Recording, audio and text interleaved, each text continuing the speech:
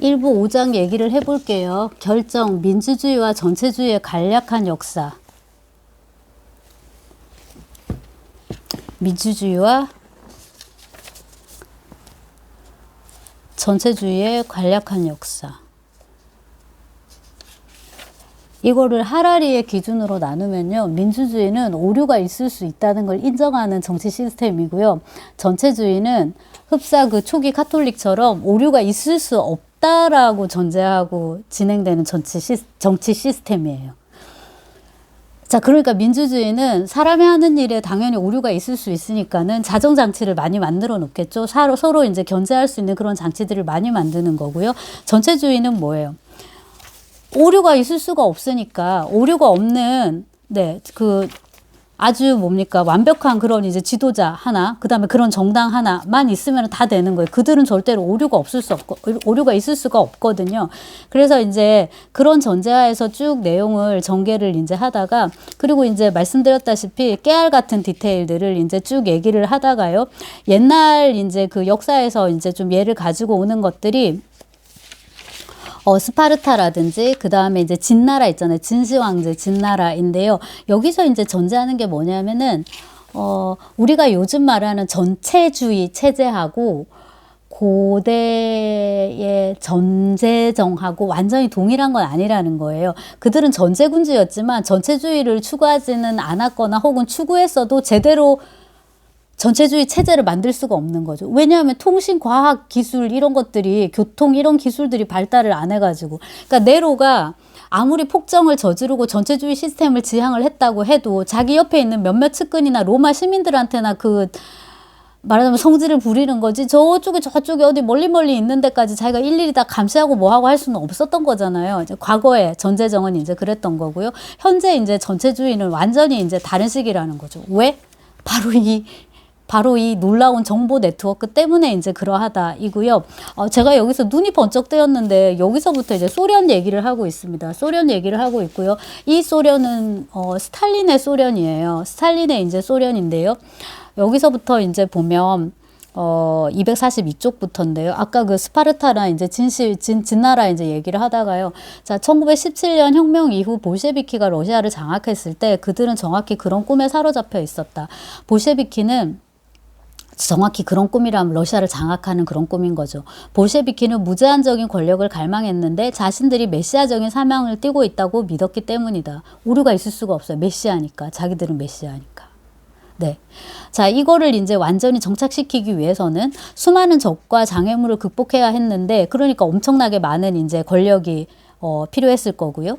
그들은 자신들의 비전이나 방법에 의문을 제기할 가능성이 있는 어떤 자정장치도 용인하지 않았다. 여기서부터 이제 문제가 생기는 거죠. 그래서 레닌도 잘못했네. 트로츠키도 잘못했네. 니들이 니 무덤 팠네. 이제 이렇게 되는 거죠. 왜냐하면 스탈린이라는 그런 괴물이 탄생하는 데는 스탈린만 있어서는 안 되거든요. 스탈린이 자라나는 그런 토양이 필요한데요. 바로 그 토양은 이 볼셰비키 혁명에서부터 이미 시작됐다는 거죠. 왜냐하면 자기들은 오류를 절대로 범할 수가 없거든요. 이게 이제 그 이전부터 있는데, 예를 들자면 체르니첵스키의 무엇을 할 것인가, 이제 이런 소설에서부터 나오는 게 이제 그런 거거든요. 철저하게 이성적인 인간, 의지적인 인간, 오류를 범하지 않는 인간, 새로운 인간, 앞으로 나아가는 인간, 낙관적인 세계. 이제 거기에 반기를 든 게 도스토옙스키의 지하로부터의 수기인데, 아니야. 인간은 이성도 있지만은 미친 짓을 해. 의지가 있지만은 이렇게 뒹굴뒹굴하고 나약한 존재야. 괜히 그냥 짜증이 나서 그냥 나 자신이 피아노 건반이 아니고 요즘 같은 로봇이 아니고 인간이라는 걸 증명하기 위해서 미친 짓을 하는 게 인간이란 말이야. 이런 얘기를 이제 지하로부터의 수기에서 이제 하는 거죠. 그래서 다시 또 도스토옙스키가 의문의 일승이 아니라 그냥 명백한 일승을 이제 거두게 되는데, 자, 아무튼 이제 그래가지고요. 카톨릭 교회처럼 볼셰비키 당도 구성원 개개인이 잘못할 수는 있지만 당 자체는 항상 옳다고 확신했다. 자신들은 절대 잘못할 수 없는 존재라는 믿음에 따라 볼셰비키는 선거, 독립된 법원, 자유언론, 야당 등 러시아에 막 생겨나고 있던 초기 민주주의 제도를 파괴하고 일당 전체주의 체제를 수립했다. 볼셰비키 전체주의는 스탈린에게서 시작된 것이 아니다. 혁명 초기부터 뚜렷한 조짐이 있었다. 볼셰비키 전체주의는 스탈린의 성격이 아닌 당의 무오류성 교의에서 비롯되었다. 자, 여기서 보면은 아까 제가 계속 말을 했지만 정치가 가지고 있는 종교적인 측면 되게 크고요. 반대로 이제 종교가 세를 얻을수록 정치적인 측면을 또 굉장히 많이 갖게 된다는 그게 하나가 있고요. 또 하나가 레닌이 잘못했네. 트로츠키도 잘못했네. 스탈린을 키우는데 다들 일조했네. 이제 그건데요. 볼셰비키 전체주의가 가지고 있는 자기들의 그 기본적인 전제, 우린 절대로 오류를 범할 수 없다. 메시아니까요. 그 다음에 우리의 이 사회주의, 마르크스의 이론에 기반한 우리의 마르크시즘, 그러니까 이제 또 레닌주의가 되는 건데, 이것에는 일말의 오류도 있을 수 없다라는 식의 도그마가 결과적으로 뭡니까? 이런 이제 파국을 가져오게 되는 거죠. 그리고 이제 스탈린 시대가 시작된 건 이제 1930년대인데요. 본격화된 거는 그때 이제 스탈린은 자기가 물려받은 이제 그 전체주의 체제를 완성한다. 1. 정부 기구를 다 바로잡습니다. 2. 당 조직을 있죠. 소련 전반에 걸쳐서 있죠. 당 조직을, 공산당 그 조직을 이제 확립하는 거예요. 그리고 세 번째가 이게 또 재미있는데요. 비밀경찰입니다. 이게 처음엔 책가였고요. 그 다음 이름이 이렇게 많은지 모르겠는데 제가 몰랐는데 제가 아는 거는 책가, 그 다음에 엔카베데, 까게베, 그리고 이제 지금 FSB, 그러니까 네, 연방 수사국이고요. 엔카베데 NKVD, 이게 이제 비밀경찰이고요. 까게베가 KGB예요. KGB고 아시겠지만 뿌틴이 원래 KGB 출신이고 저쪽에 동독 유럽 쪽 이제 담당해가지고 독일어를 되게 잘했죠. 그래서 그 앙겔라 메르켈하고 대화하는 걸 보면 메르켈은 또 동독 사람이어가지고 러시아어를 잘했거든요. 메르켈은 러시아어로 얘기를 하고 뿌틴은 독일어로 얘기를 하고 그래요. 둘 다 뭐 다 정말 쌍벽을 이루는 그런 이제 다른 의미에서 통치자들인 것 같고요. 아무튼 이렇게 이제 정보기관을 또 만듭니다. 근데 이 엔카베데, 그러니까 책가, 전시는 책가였는데요. 이 우리로 치면 이게 국정원인데 이 정보국이 CIA죠. 이런 그 중앙정보국이 파워가 엄청났었나 봐요. 그래서 이거를 구체적으로 나치 독일에서는 SS, 나치 친위대가 방위군보다 힘이 셌고 SS 수장 하이니 힘너는 독일 방위군의 최고 사령부 총장이었던 비렐른 카이텔보다 권력 소열이 높았다라고 돼 있는데 이 경우에 마찬가지인 거예요. 비밀경찰이 정규군보다 힘이 셌어요. 그러니까 군사력은 상대적으로 당연히 약하겠죠. 국방부 장관이 다 먼저 지휘할 수 있을 테니까. 근데 정보력이 워낙에 크기 때문에 결과적으로 그거보다 더 위에 있게 이제 되는 거고, 더 많은 권력을 이제 갖게 되는 거고요. 그 다음에 이 정보원들을 관리했던 방식이 그 오가작통법인가요? 오가작통법? 오가작통법 맞나요? 어릴 때 배운 것 같은데 북한에서는 서로 그렇게 팀을 짜갖고 서로를 감시하게 한다고. 왜냐면 저는 방공교육을 초등학교 때, 국민학교 때 받았던 세대니까 딱 그런 식이에요. 여기 소련이. 이 오가작통법. 그런 식으로 해가지고 그 정보원들끼리 상호적으로 감시를 하는 거죠. 그래서 한편으로는 내 지금 부하 직원이 정보원인지 아닌지도 내가 모르는 상태에서 내가 조교를 써야 되는 그런 상황인 거예요. 조교가 언제든지 나를 고발할 수도 아마 있을 거예요. 근데 이거는 이제 중국 현대소설이나 뭐 이런 거 봐도 그런 풍경들이 되게 많잖아요. 그런 장면들이 많잖아요. 그 이제 확실히 그 공산주의, 전체주의 같은 맥락이라서 이제 그런 것 같은데요. 이제 이런 식으로 그 엔카베데가 굉장히 이제 권력이 셌었는데 그 수장, 보스였던 사람이 다 이제 대숙청을 단행을 하는 거죠. 근데 되게 재미있는 게 그 사람도 그렇게 지워져요. 그러니까 맨 처음에 야고다가 있었는데 야고다가 1938년 처형됐죠. 그 사람을 처형한 사람은 예조프예요. 근데 예조프도 한 2년 정도 되면 또 죽어요. 그리고 예조프는 되게 유명한 사진이 있는데 제가 이제 주로 솔제니친 할 때인데요. 그 수업 시간에 이제 스탈린 시대에 관련해서 공유하는 이미지가 있는데 예조프가 키가 되게 작아요. 진짜 별명이 스탈린의 개였다 하더라고요. 근데 딱 보면 좀 그런 느낌 들어요. 이 사람도 그 그루지아 사람인가 그렇거든요. 그 스탈린이 그러했듯이. 근데 스탈린이 있고 옆에 되게 조그맣고 왜소한 그런 이제 원래 농민이었던가 그런데 예조프가 옆에 있어요. 딱 서 있는 그림이 있는데 사진이 있는데 다음 사진을 보면 아예 지워졌어요. 진짜 포샵으로 싹 없애버렸어요. 사람을 서류에서만 없애는 게 아니라 그 다음에 이 지상에서 그냥 싹 없애서 저 세상으로 보내는 것일 뿐만 아니라 그냥 아예 그 그림상에서 싹 지워버렸어요. 근데 그 예조프가 이제 예조프를 죽인 그 사람도 뭡니까? 좀 있다가 또 이렇게 이제 처형이 되는 거죠. 그래서 1935년 엔카베데 에서 장군 계급이었던 39명이었나 본데요. 이 사람의 운명, 이들의 운명이 많은 것을 이야기해 준다. 35명이 다 총살. 90%가 다 죽은 거예요. 한 명은 암살, 한 명은 일본으로 망명했는데 일본인에 의해서 또 살해됐고 아마 시켰을 수도 있고 알아서 그냥 죽였을 수도 있고 충성심에서. 자, 그래서 스탈린 시대에 엔카베데 장군으로 복무하는 것은 세상에서 가장 위험한 일 중에 하나였다. 미국 민주주의가 여러 자정장치를 개선하고 있을 때 소련 전체주의는 삼중 자기 감시와 자기 테러 장치를 가다듬고 있었다. 여기서 이제 굳이 미소 대립 구도에서 하라리는 당연히 이제 미국은 민주주의잖아요. 그러니까 미국 쪽에 서 있는 거죠. 소련은 전체주의니까 이쪽은 이렇고. 근데 이제 이런저런 얘기를 다 들어볼 필요는 있는 것 같고요. 소련 안에서는 이렇게 얘기하지 않을 거예요. 당연히. 네, 당연히 그렇게 얘기하지 않고 비교적 최근에 읽었던 책 중에서는 보리스 그로이스만인가? 보리스 그로이스인가 봐요. 코뮤니스트 후기라는 좀 얇은 책이 있는데 그 책에서는 전혀 다른 얘기를 하거든요. 스탈린주의에 대해서. 그래서 짧게 메모해놓은 게 있는데 좀 언제 시간이 되면 한번 찍어볼 생각이 있는데요. 여기서 이제 그 하라리는 완전히 다른 식으로 얘기를 하는 거죠. 이 스탈린 시스템에 대해서. 일단은 이거는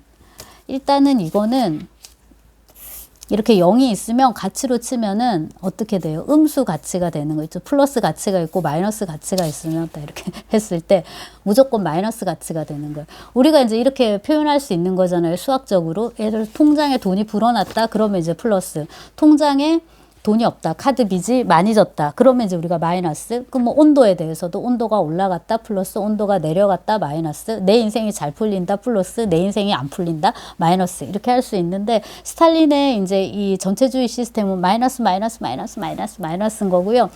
그 미국의 이제 저 민주주의 시스템은 플러스인 거죠. 이제 그런 식의 이제 관점이고요. 근데 재미가 있어요. 들어보면 다 맞는 말이구나 하는 이제 생각이 드는데요. 전체주의 정권의 신조는 사람들이 만나서 정보를 교환하는 곳에는 반드시 정권의 감시자가 있어야 한다는 것이고요.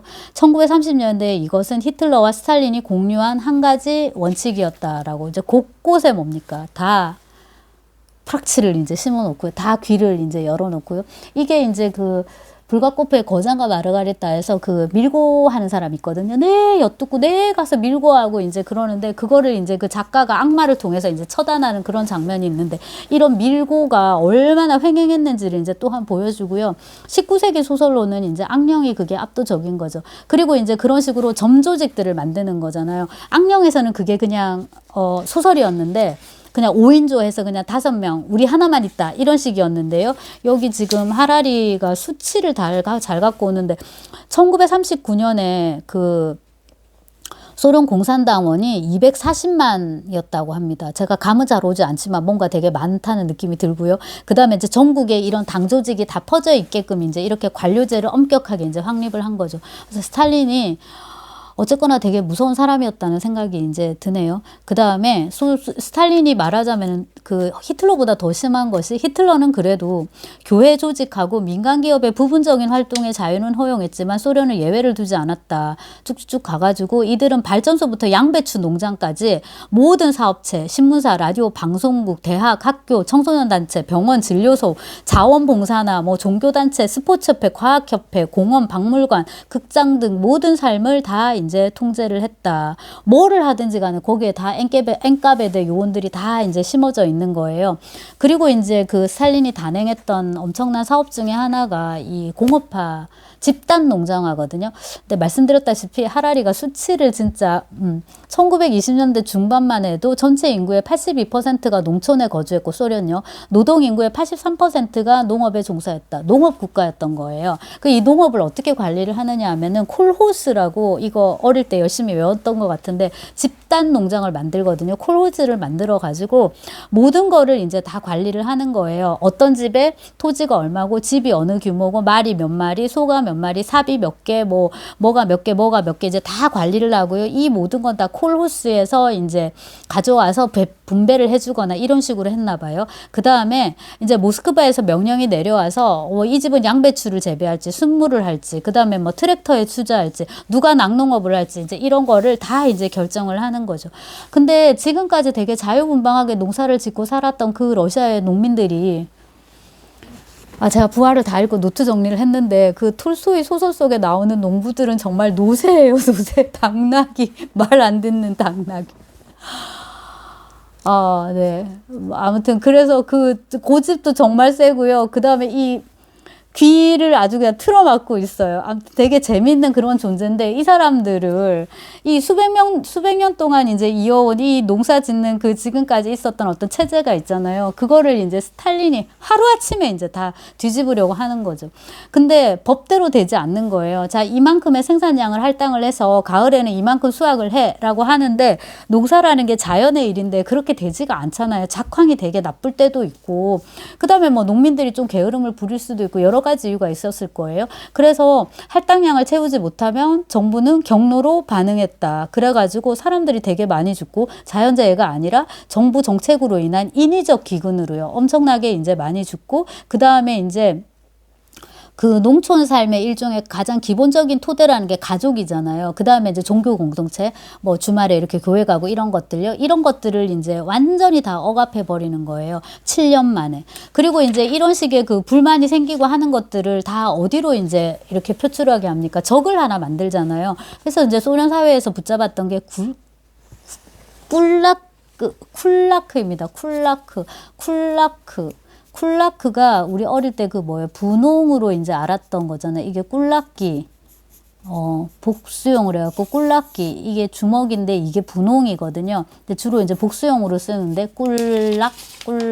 꿀락기. 자, 그래갖고 이제 이 분홍들인데요.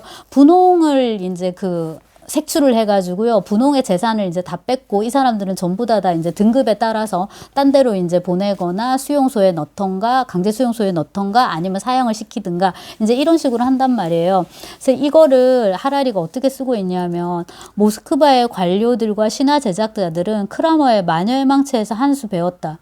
실제로 이 책을 읽었다라는 게 아니라 그거보다도 더 지독하게 그 크라머를 비롯한 그 광신도들이 마녀를 색출했던 그 방식보다 더 잔인하게 분홍을 색출을 하는 거예요. 근데 이 분홍을 어떻게 정할 거예요? 이거는 이론적으로는요. 재산, 소득, 자본, 임금 등에 대한 경험적 데이터를 토대로 이제 하는 어떤 객관적이고 사회 경제적인 범주인 거예요. 하지만 이게 되게 쉽지가 않은 게 어느 마을에 보통은 소를 한 마리 갖고 있는데 이 사람은 소를 3마리 갖고 있는 거예요. 그럼 이 사람은 또 분홍인 거예요. 누군가는 머슴을 3명 쓰고 있는데 이 사람은 5명 쓰고 있어요. 그럼 이 사람은 또 분홍인 거예요. 그 다음에 누구는 그러니까 누구는 땅이 요만큼 있는데 누구는 요만큼 더 있어요. 그럼 이 사람 또 분홍인 거예요. 이런 식으로 기준이 되게 애매하고 또 다 고만고만 먹고 사는데 분홍이 없어요. 없는 지역인데 무조건 모스크바 정부에서는 30%는 걸러내라라고 했단 말이에요. 그러면 어떻게 해요? 아무나 붙잡아가지고 제비뽑기를 해가지고 아무를 이제 뽑는 거죠. 그리고 이제 그 이장이 얘기를 해요. 너가 분홍이 아는 줄 알지만은 나라고 이게 지금 좋아서 하는 게 아니라고 누군가는 해야 되는데 지금 재수가 없어서 네가 걸렸다고 너가 분홍해. 이제 이런 식으로 되는 거죠. 그래서 이게 이제 참 엄청난 비극을 이제 초래하게 되는데요. 1929년 12월 27일 스탈린은 소련이 쿨라크 계급을 청산해야 한다고 선언했다. 자, 근데 근대 초 유럽의 마녀 사냥꾼들은요. 그 정보 네트워크가 갖춰지지 않았기 때문에 마녀 5만 명 죽이는데 300년 걸렸어요. 300년 걸렸는데 인제는 전신, 기차, 전화, 라디오 그 다음에 또 거대한 관료 조직이 있어갖고 서류 행정이 딱딱딱 이루어지니까 쿨라크를 색출해가지고 다 죽이는데 2년이면 이제 충분하다라고 이제 생각을 했고요. 대부분은 이제 아까 말씀드린 대로 그렇게 이제 오명을 쓰게 되거나 제비뽑기로 해가지고 이제 억울하게 이제 이렇게 가거나, 그래서 역사상 가장 신속하고 큰 규모로 대규모로 진행된 노예화 작전 중에 하나였다, 이런 표현을 씁니다. 그래서 이제 한번 쿨라크로 낙인이 찍히면 그 자제들은 아무데도 이제 못 가는 거예요. 이 쿨라크라는 거 이제 역시도 뭡니까? 마녀처럼 상호주관적인 그런 현실의 아주 대표적인 이제 예가 되는 거죠. 여기서 더 나아가는 게 이제 있는데, 그 전에 이제 참고한 책이 하라리가 이 책이더라고요, 여러분. 속삭이는 사회. 올랜드 파이제스는 영국 학자인데요. 이 사람은 그 문화사 연구에 이제 그 초석을 놓았다라고 할 수 없고 그런 쪽으로 이제 책을 많이 쓴 사람인데, 대표작이 나타샤 댄스라는 이제 책인데, 저는 문화 강의를 잘 안 해서 그런데 문화 강의를 하시는 분들은 교재로도 이제 많이 썼던 이제 책입니다. 근데 그 사람이 이제 쓴 속삭이는 사회인데, 제가 이제 일부 조금 읽었었는데, 스탈린 시대 보통 사람들의 삶, 내면, 기억, 이제 이런 부제가 있어요. 그래서 실제로 이제 쿨라크로 몰렸고 가족이 많은 부분 처형됐고 했던 사람들이 마치 그 아우슈비츠 비르케나우에 대해서 얘기하듯이 이야기처럼 이제 들려주는 건데요. 실화다 보니까 굉장히 읽기가 더 힘든 이제 그런 측면이 있었고요. 약간은 그 스베틀라나 알렉세예비치인가 그 책하고 이제 비슷한 느낌을 주는데, 이게 2권이나 된다는 것도 정말 무섭고, 여기서 이제 속삭이는 사회라고 했는데 뭔가를 큰 소리로 얘기하면 안 되는 거예요. 계엄령이죠, 계엄령. 집에만 있어야 되고요.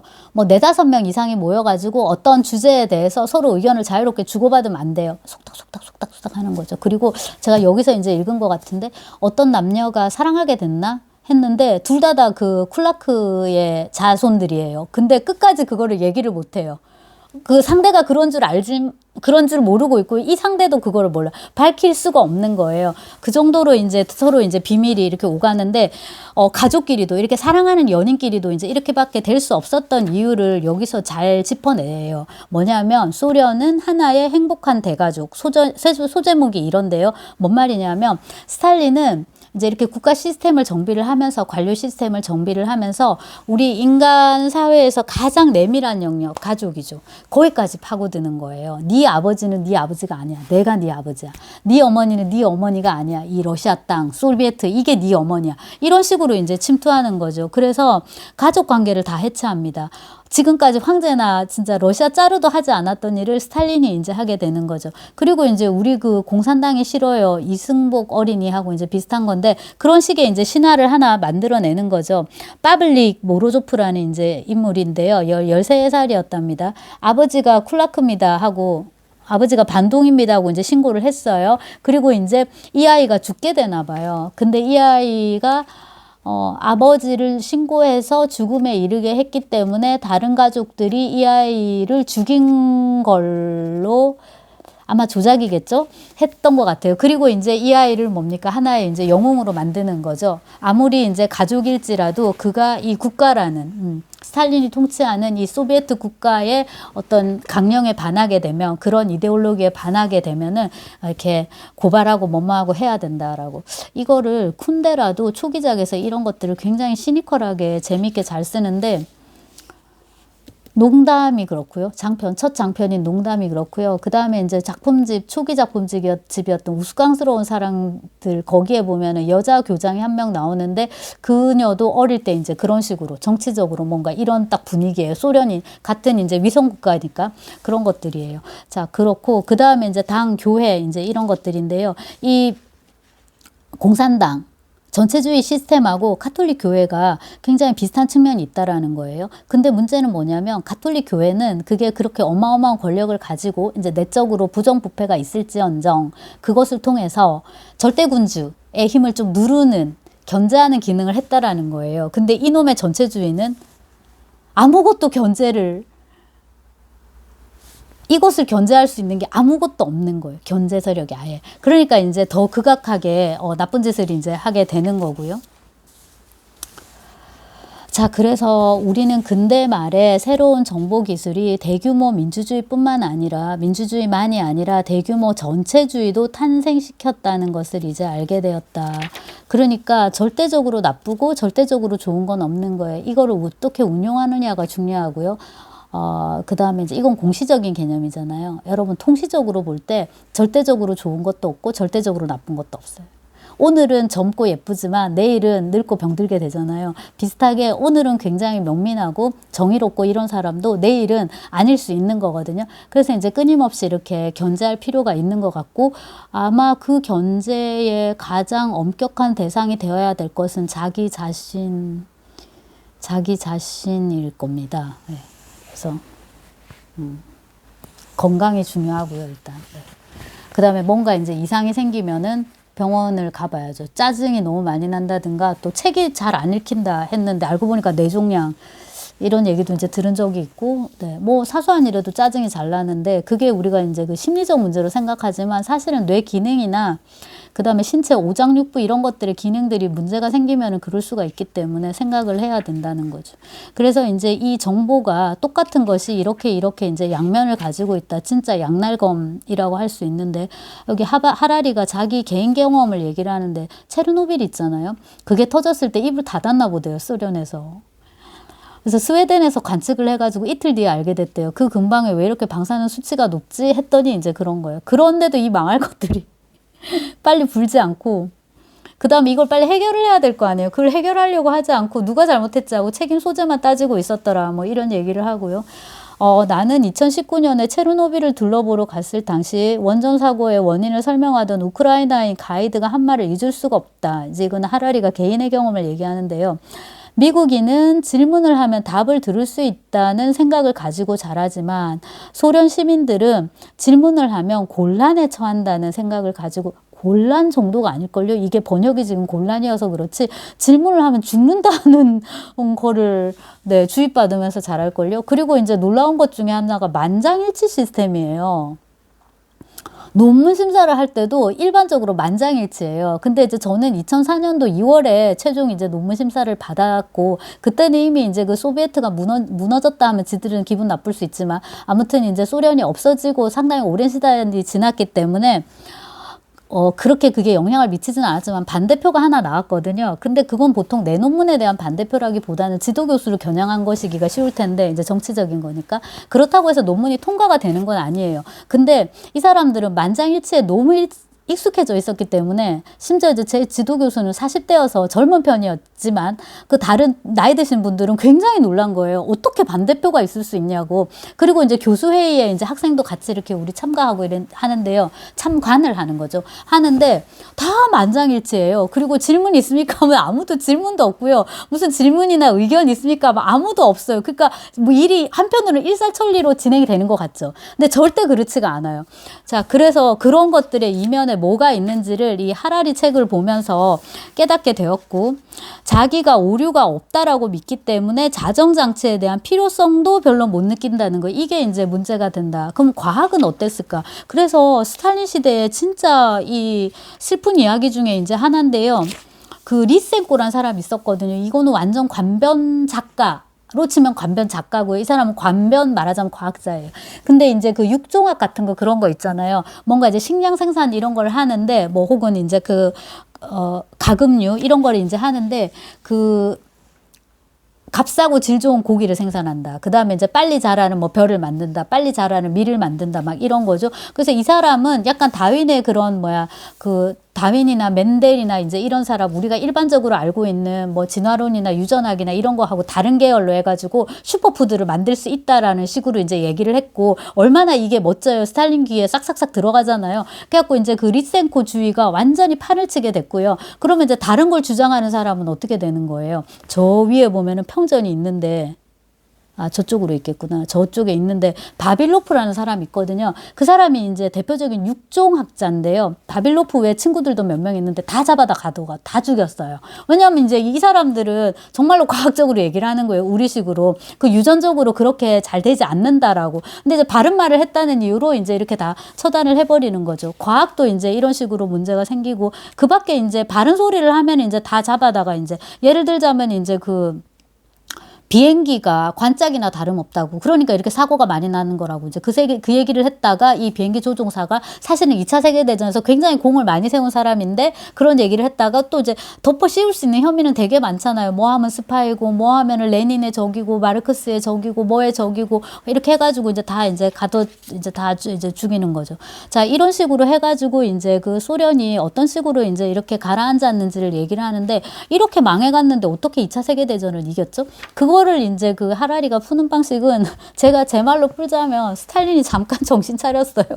그러니까 히틀러가 정말 쳐들어올 줄 몰랐거든요. 원래 스탈린의 말하자면 빅픽처는 지그들끼리 싸우다가 망해먹는 건데 서방에서 알아서 이제 싸우다가 망해먹는 거고 나는 니들하고 아예 안 놀아. 이제 이런 쪽이었단 말이에요. 근데 히틀러는 말하자면 스탈린이 생각했던 것보다 훨씬 더 이거였던 거죠. 그래가지고 히틀러가 쳐들어왔단 말이에요. 이제 뜨거 된 거예요. 히틀러도 얼마나 준비를 하고 쳐들어갔겠어요. 그래가지고 얼마 만에 쫙 들어가가지고 스몰렌스크까지 갔는데 얼마 걸렸대더라. 아무튼 빨리 확 들어가 버렸어요. 그래서 이제 스탈린이 심기일전 해가지고 이제 정신을 차리고 저 밑에 군인들 있잖아요. 별다른 군인들 사령관한테도 많은 권력을 주고 등등등 해가지고 이제 그 다음에 이제 내가 이래갖고는 고립무원의 정치를 해서는 안 되겠다 싶어가지고 영국이나 이런 서방하고도 조금 손을 잡고 해가지고 결국 이제 2차 세계대전을 이겼잖아요. 그 스탈린그라드 공방전, 뭐 레닌그라드 공방전 해갖고 이겼단 말이에요. 그리고 이제 그때 장군이었던 주코프가 국민의 신망이 너무 두터워지니까 이건 이제 이 책에는 나오지 않는데 또 이제 주코프를 내치는 거죠. 죽이지는 못하더라고요. 그래도 이제 밖으로 이제 빼놓은 거죠. 좌천을 시켰는데 나중에 이제 스탈린이 죽고 정권 다툼을 할 때 주코프가 또 위로 올라와가지고 스탈린을 이제 말하자면 마저 죽이는데 되게 이제 기여하게 되는데 스탈린이 죽었다라는 블랙 코미디 영화가 있습니다. 그것도 이제 소련에서 찍은 게 아니라 바깥에서 찍었기 때문에 굉장히 신랄하고 우리는 뭐 어차피 남의 역사 보는 거니까 그런 이제 감정적인 무게 없이 그냥 이제 볼 수가 있는 거죠. 자, 그래서 다시 오면 이제 승리가 확정됐으니까 또 원래대로 돌아간 거예요. 스탈린은 새로운 공포의 물결을 일으켜서 독립적인 성향의 장교와 관료를 숙청하고 또다시 맹목적인 복종을 종용했다. 아이러니하게도 8년 후 맞이한 스탈린 자신의 죽음도 어느 정도는 질서를 우선시하고 진실을 무시하는 정보 네트워크가 부른 결과였다. 아까 제가 레닌이 잘못했네, 트로츠키가 잘못했네 했는데 스탈린이 이렇게 죽은 거에는 명백하게 지가 잘못한 거예요. 자, 그래서 이제 그 얘기를 해보면 시온 의정서라는 거 다 들어보셨을 거예요. 이게 1903년 러시아에서 처음 출판돼서 유럽 전역으로 퍼져나갔다 뭐 이렇게 돼 있는데 허위 문서인데요. 유대인들이 세계 정복을 꾸미고 있다 뭐 이렇게 했다네요. 뭔 말이냐면요. 스탈린이 이거를 교묘하게 이용을 해요. 히틀러처럼. 그러니까 러시아 안에 존재하고 있는 반유대 정서를 교묘하게 활용을 한단 말이에요. 그래서 제가 짧게 하나 썼는데 도스토옙스키와 반유대주의 혹은 유대주의에 대해서 너 왜 유대인들 싫어하냐 이런 이제 편지들이 왔었나 봐요. 도스토옙스키가 그거에 답하는 형식으로 나는 유대인에 대해서 전혀 악감정이 없다라는 식의 이제 에세이를 칼럼을 쓰게 되거든요.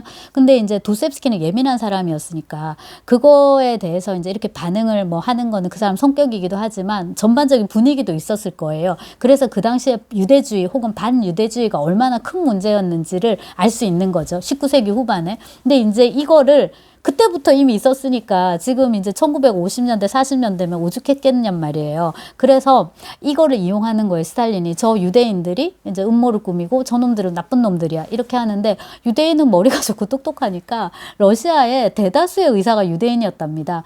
맞을 것 같아요. 네. 그러니까 이제 의사를 또 무시하게 되는 거예요. 그리고 이제 각종 뭡니까? 음모론이 이제 창궐하게 되는 거죠. 저 백신에 뭐 탔어. 이런 거. 우리도 그런 거 많잖아요. 근데 도무지 뭐가 진실인지 뭘 믿어야 할지 네, 하다못해 그 인플루엔자 백신도 그렇잖아요. 인플루엔자 백신을 안 맞았을 때는 한 번도 독감에 걸린 적이 없는데 아이 때문에 매년 백신을 맞는데 A 독감, B 독감에 다 걸렸었단 말이죠. 예를 들자면 2018년, 2019년인가? 17년, 18년, 16년, 17년인가 보다. 한 번도 걸리지 않았던 독감을. 혹은 그럴 수도 있어요. 그전에는 독감에 걸렸는데 몰랐는데 이제 젊으니까. 그리고 이제 그냥 아프네 하고 그냥 넘어갔겠죠. 근데 이제는 나이도 있고 그다음에 독감 백신을 맞는다는 것 자체는 내가 독감의 존재를 인정하고 있는 거잖아요. 인지하고 있는 거잖아요. 그래서 이제 그랬을 수도 있을 것 같은데 이런 식의 이제 음모론이 판치는 와중에 의사들을 굉장히 많이 숙청을 했어요. 그때 스탈린이 지가 터진 거예요. 뇌출혈이 일어난 거예요. 이게 이제 1953년 3월 1일이라고 여기 써져 있네요. 요게 이제 그 스탈린이 죽었다라는 영화에 보면 이제 되게 잘 묘사가 돼 있는데요. 밖에 서 있는 그 경호원이 무서워서 들어가지 못해요. 그러니까 시간보다 늦게 나오는데 일찍 들어갔다가 자기가 이제 이렇게 하면 안 되잖아요. 그래갖고 이제 그 이미 쓰러지고 나서 몇 시간 뒤에 있다 발견을 했죠. 그 다음에 이제 의사를 불러야 되는데 의사들을 다 잡아 가둬가지고 의사가 하나도 없는 거예요. 주치의는 어디 있어요? 주치의가요. 스탈린한테 너 좀 몸이 안 좋으니까 휴식을 취해야겠다라고 말을 했다는 이유로 잡아다가 우리 남영동이죠. 루반가 감옥에다가 집어넣고 지금 고문하고 있었던 그래서 주치의도 없고요. 그래서 그 코미디 그 블랙 코미디 스탈린이 죽었다 영화를 보면은 의사를 불러왔는데 완전히 그 퇴직 교수 있잖아요. 8순 9순 된 퇴직 교수나 그다음에 이제 주사 바늘도 못 걷는 벌벌 떠는 새파란 인턴이나 막 이런 애들밖에 없는 거예요. 그래서 이미 이제 스탈린은 손쓸 수 없는 이제 상황이 되고 그렇게 이제 죽게 되는 것이에요. 근데 이제 여기서 그 분석하는 내용, 정리한 내용도 되게 재밌었지만 결론이 저는 굉장히 마음에 들었는데요. 뭐냐면요. 전체주의 네트워크가 항상 민주주의 네트워크보다 못하다는 결론을 제외해야 된다. 전체주의가 더 좋은 점도 있다는 거예요. 스탈린주의의 역사는 전체주의 정보 네트워크의 여러 잠재적 단점을 드러내지만 잠재적 이점을 간과해서는 안 된다. 그래서 제가 이게 하라리 책의 되게 좋은 점이라고 생각을 하는데 전반적으로 전체주의를 마이너스 가치로 우리가 다 생각하잖아요. 몰아서 비판을 했지만 거기에도 분명히 플러스가 있다라는 거예요. 예컨대 이제 관짝 같은 비행기를 계속 생산을 했지만 그 부족한 질을 뭘로 승부했다? 양으로 승부를 했다. 근데 러시아 비행기는 정말로 위험하고요.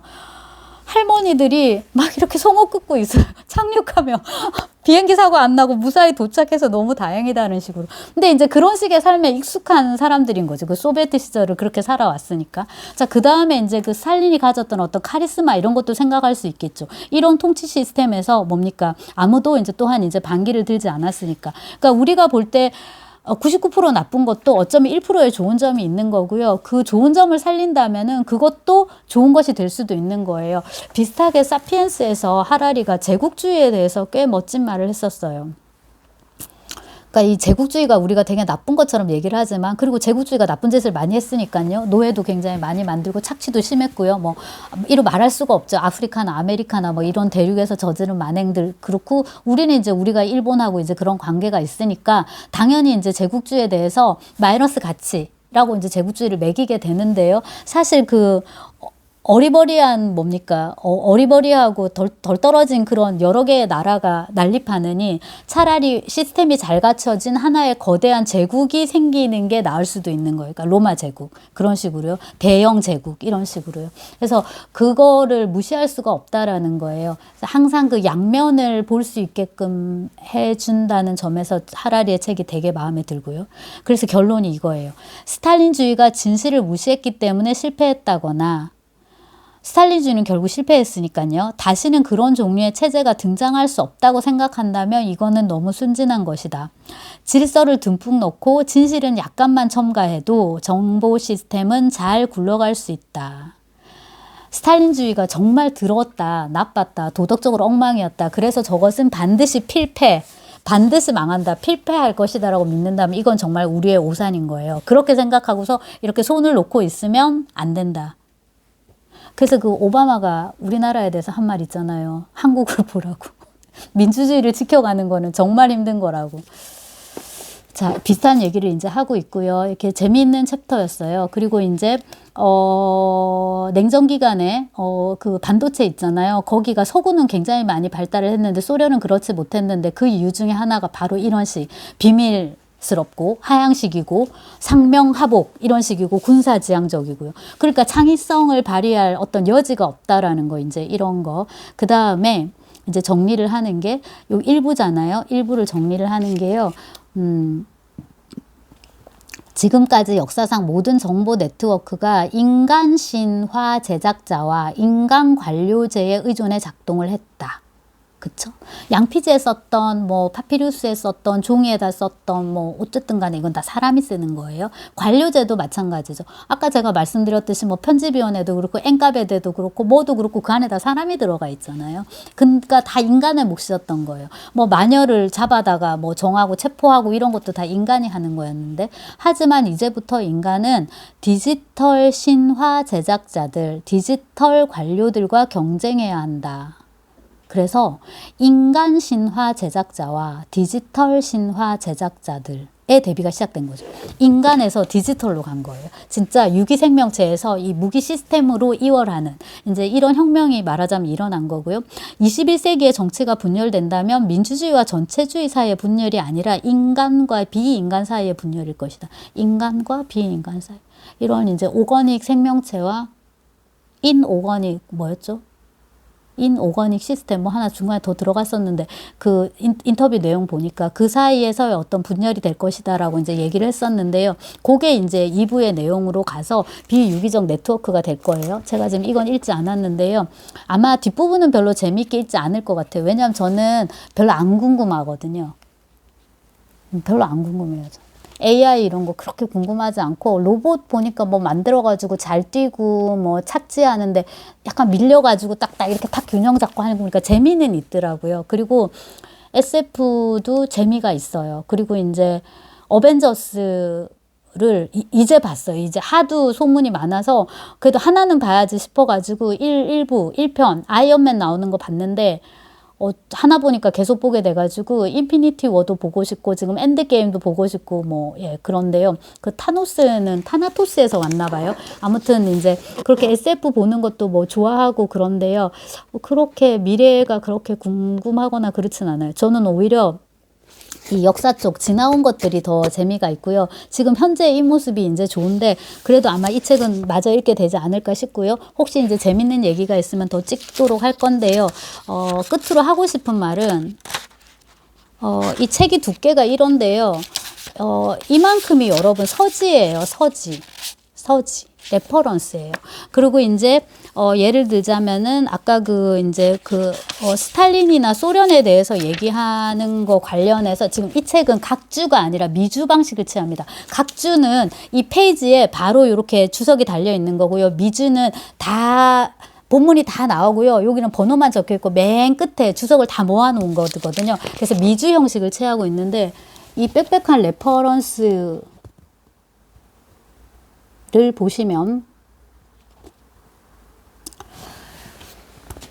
네, 그 현대 사회의 새로운 것이라는 것은 결국 이제 우리가 이걸 다 섭렵해가지고 내 방식대로 새롭게 편집하고 배치하는 것일 수 있겠다라는 생각을 해봐요. 그러니까 이런 생각들이 이건 이제 하라리가 쓴 책이지만 순수한 어떤 창작물일 수는 없는 거고요. 이게 뭐 교수가 논문을 쓰는데 뭐 당연히 자기 생각이 들어가야지 참신해야지. 선행 연구 검토가 70~80% 차지할 수 있어요. 하지만 이제 그거를 검토해서 자기 식으로 배치하고 자기 말로 푸는 것이 굉장히 중요하거든요. 이 책도 그게 굉장히 중요하다는 걸 보여주고 쓰는 것보다 여기 뒤에 있는 이 레퍼런스들을 읽고 정리하는데 시간이 더 많이 걸렸을 거라고 생각을 하고 물론 이제 굉장히 뭐 네, 이런 평민의 저 같은 이런 평민의 머리는 아니겠죠. 뭔가 이제 더 월등한 어떤 두뇌를 가지고 있을 것 같긴 한데요. 이 많은 것들을 이제 주제별로 읽고서 정리를 해가지고 자기 말로 이제 푸는데 굉장히 위트가 있어요. 그리고 이런 현상을 이런 관점으로 볼 수도 있구나. 아까 말씀드렸듯이 양날검인 거죠. 반드시 절대적으로 좋은 것, 반드시 절대적으로 나쁜 것, 절대적으로 옳은 것, 절대적으로 틀린 것 그런 건 없어요. 그래서 그러면 이제 너무 상대주의나 불가지론 이렇게 빠질 수도 있지만 그러기에는 너무나도 지식이 많아서 그 부분이 되게 마음에 들고 그런 태도가 그 다음에 이제 그 깨알 같은 디테일인 거죠. 통계 자료, 수치, 언제 정확하게 무슨 일이 있었고 어떤 사람에게 이런 일이 있었고 그런 것들도 되게 이제 공부할 만한 이제 책이고요. 여러분 꼭 읽어보셨으면 좋겠고 굳이 하나를 읽으라면 사피엔스가 저는 더 재미는 물론 있는데요. 이 책도 지금 굉장히 몰입해서 읽고 있습니다. 이거 진짜 강추하고 끝내도 될 것 같네요.